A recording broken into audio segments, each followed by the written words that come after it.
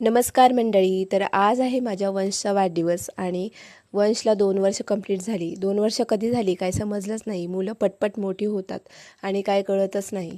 तर वंश माझा खूप शांत आहे. खूप तसाच मस्तीखोर पण आहे, तो समजूतदार पण आहे. या वयात पण त्याला खूप असं समजतं आणि तो जेव्हापासून माझ्या आयुष्यात आला आहे ना, तेव्हापासून माझं आयुष्य बदलून गेलं आहे आणि खरंच मी खूप खुश आहे तो माझ्या आयुष्यात आल्यापासून. आणि असंच तुम्ही पण आशीर्वाद द्या त्याला, छान छान आशीर्वाद द्या.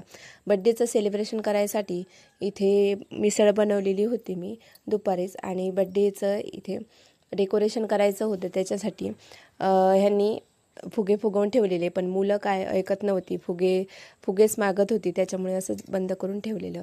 त्याच्यानंतर ह्यांनी एकटेच डेकोरेशन केलं आणि एवढं छान डेकोरेशन केलेलं ना, बघू शकता. खूप छान होतं डेकोरेशन. आणि हे फ्लिपकार्टवरून मागवलेलं डेकोरेशन आणि त्याने स्वतःच हे डेकोरेशन केलेलं आहे. तर मुलांची मस्ती चालूच होती आणि मी ही साडी बड्डेसाठी मागवली होती Meeshoवरून. कशी दिसते कमेंट करून नक्कीच सांगा. आणि हा ब्लाऊज पण रेडीमेड मागवलेला. तर त्याच्यानंतर वंश पण असा छान छान रेडी झालेला. हे पण कपडे मी Meeshoवरून मागवलेले आहेत. कसे दिसतात कमेंट करून नक्कीच सांगा आणि वंशला छान छान आशीर्वाद द्या, छान छान विश करा आणि तुमच्या आशीर्वादाची खूप गरज आहे. तर इथे डेकोरेशन कंप्लीट झालेलं होतं. मुलं गाणी लावली होती, तर इथे छान डान्स करत होती माझी माऊवानी.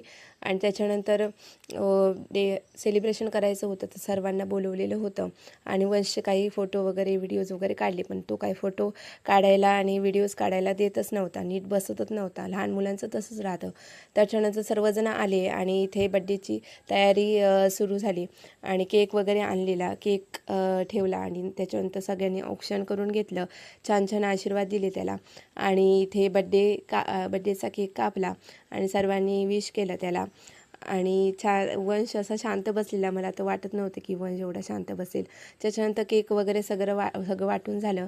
त्याच्यानंतर मिसळ केली होती. ती मिसळ